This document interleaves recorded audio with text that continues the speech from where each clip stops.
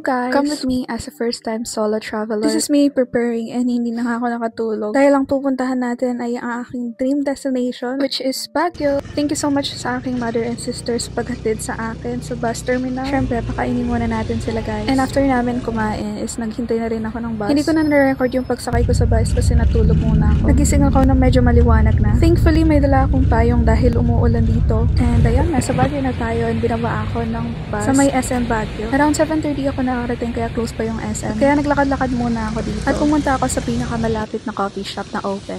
Alam niyo ba nilakad ko lang to kasi hindi ko alam isasabihin ko sa taxi driver kasi hindi daw nila alam yung location. Anyways, we are here at Coco Coffee Shop. Sobrang cozy ng vibe, sobrang calm lang. And ako pa lang yung tao dito. Malapit lang siya sa Burnham Park and sa SM Baguio. Madali lang din siya puntahan as long as may Google Map. And ito yung favorite part ko ng coffee shop. Sobrang cozy, sobrang relaxing. Kaya nag-settle down muna tayo dito while waiting for the order. Tinanggal ko yung jacket ko dito para aesthetic, pero babalik ko rin yan mamaya. Pumunta rin ako dito sa part na to ng coffee shop. Ngayon ko lang din napansin na meron silang parang mini stage dito. And of course, mag-iiwan tayo ng note para sa memories. And ang sinulat ko is ang achievement ko to travel alone.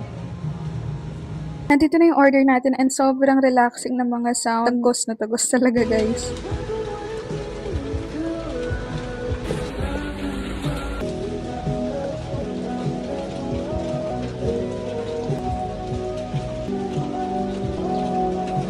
Lumalabas na naman yung pagkadilulo natin dito guys.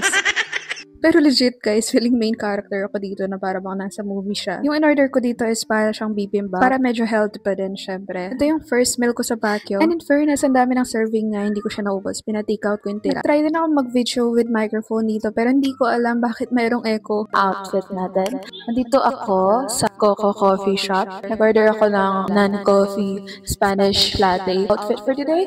Makina yun siya natin dahil tapos na tayong kumain. Nag-coffee pa tayo. Alam niyo ba, doon ako nakapwesto kanina doon sa kabila. Dito kasi sobrang lamig dyan. Kasi sobrang lamig dyan. Ngayon, pupunta na tayo sa SM Baguio. Ita-try na natin ang kanilang SM Baguio na walang aircon.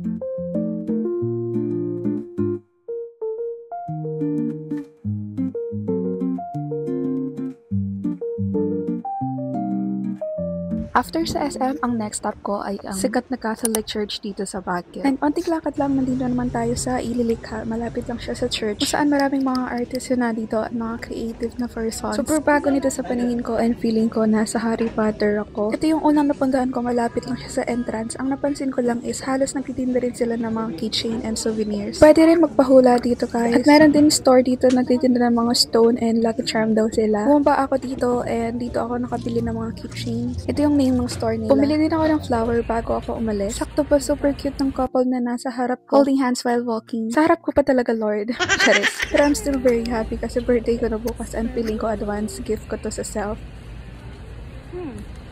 So cute. Around 1 PM na dito kaya pumunta na rin ako sa aking hotel. Dito na rin ako nag-lunch since 2 PM yung check-in time natin. Para after natin kumain makakapagpahinga na tayo. I ordered lasagna for my lunch and some healthy drink. Combination of cucumber, lemonade, and avocado ata ito.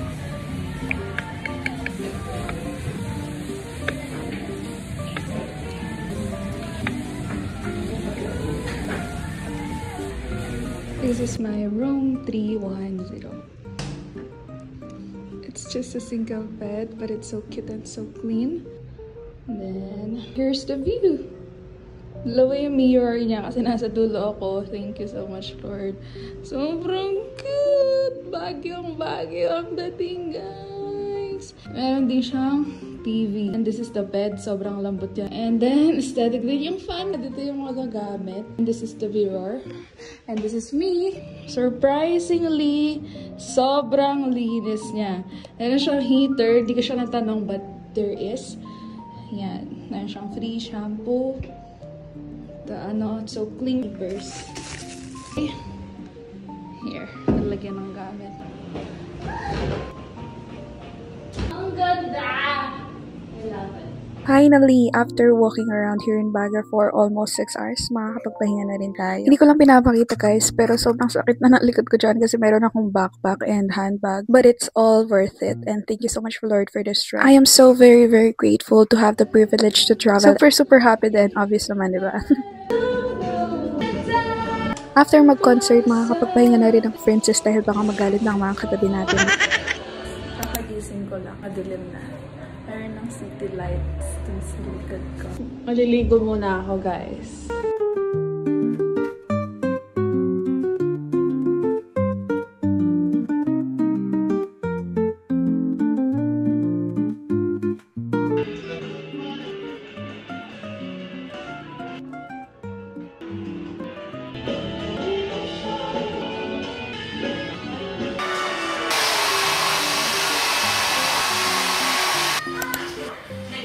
Nag-SM muna ako to eat while waiting for the night market. Around 9 PM, umuulan pa rin pero open na sila. Almost half lang yung open sa mga nagtitinda. Pero for the go pa rin dahil yan naman ang pinunta natin dito. Around 10:30 PM, nag-walk na ako papunta sa Foam Coffee. Pagkadating ko, nag-CR muna ako while waiting for my order. Syempre, para lang mag-retouch. Check natin sarili natin kung okay pa ba.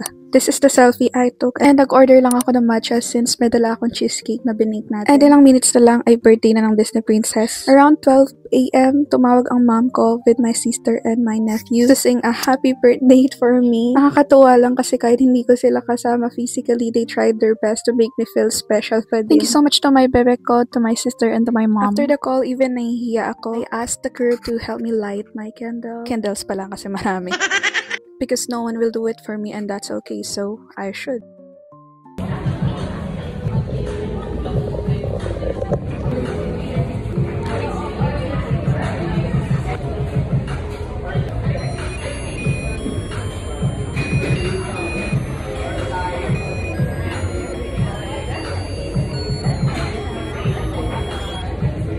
I am very happy at this moment kasi I did it even if mixed emotion. Buti na lang most of the people here are working and wearing headsets. Kaya enjoy ko na lang yung remaining time ko here. Remaining time na para bang pupunta na siya ng heaven. Charis. I actually tried mag-walk pa uwi para feel na feel ang Baguio. Kaso wala pa man 5 minutes naglalakad para na akong hotdog sa freezer. Finally, narating na ako sa aking dormitel. Ito yung itsura niya bago ako makapasok sa room. I felt so safe here guys kahit first time ko pa lang. This is gonna be my first night here in Baguio. I'm gonna watch City Light before ako mag-sleep. For now, magpapaalam muna tayo and see you on the part 2.